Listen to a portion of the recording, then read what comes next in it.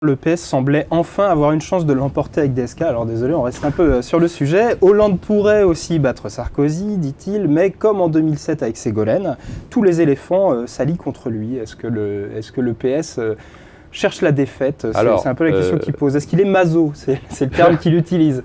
Je rappelle que le peu de considération que j'ai des sondages actuels, mais puisque je suis questionné sur ce terrain, je rappelle qu'au moins 3, DSK quand il était là, François Hollande et Martine Aubry battent nettement Nicolas Sarkozy. Bon.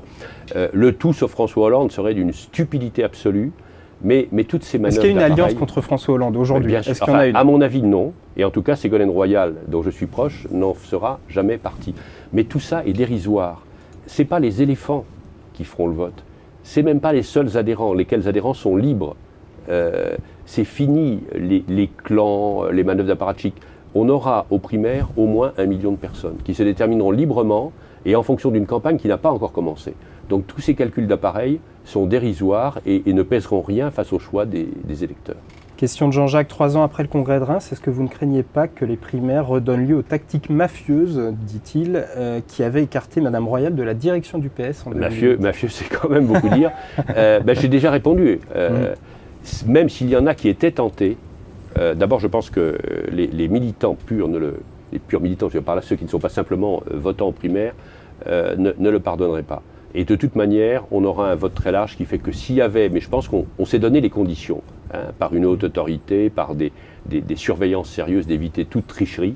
Ceux qui étaient tentés de faire cela, d'abord ça se verra et ils seront très mal vus, et en plus, ça ne pèsera pas dans au moins 1 million d'électeurs.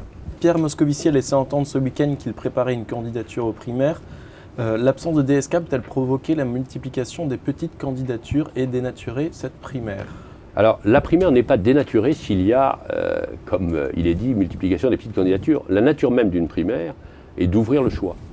La primaire n'est pas faite pour départager les 2 ou 3 qui paraissent le plus en avance. La primaire est faite pour qu'il y ait un choix. Donc il ne faut pas qu'il y ait une limite de nombre de candidats qui se présentent? Il y a des règles qui sont prévues pour que tout candidat ait le soutien d'un certain nombre de membres du Conseil national, de parlementaires, de conseillers généraux, de conseillers régionaux, que ce soit pas, qu'on évite les candidatures farfelues. Mais pour le reste, ça n'est pas dénaturer la primaire s'il y a 6, 7, 8 candidats. Cela dit, je pense qu'il n'y en aura pas tant que ça. Martine Aubry souhaitait pourtant que le nombre soit relativement serré de candidats.